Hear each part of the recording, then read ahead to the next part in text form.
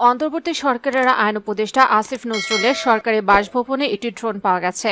Dhaka metropolitan পুলিশের সিটিটিসির city cyber crime investigation ডিভিশনের digital forensic team ড্রোনটি উদ্ধার করে তা পরীক্ষার জন্য ফরেনসিক ল্যাবে পাঠিয়েছে।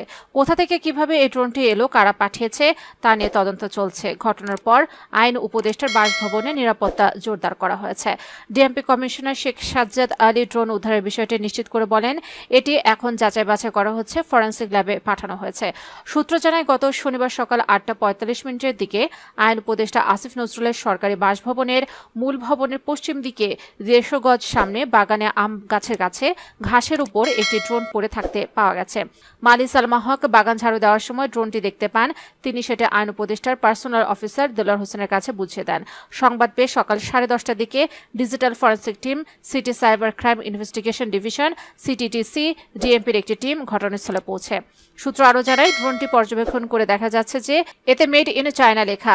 এর টেক অফ ওজন 249 গ্রাম। ড্রোনটিতে ফুটেজ সংগ্রহ করার মতো কোনো মেমোরি কার্ড পাওয়া যায়নি এবং নিরাপত্তাজনিত কারণে ড্রোনের ব্যাটারি খোলা ছিল।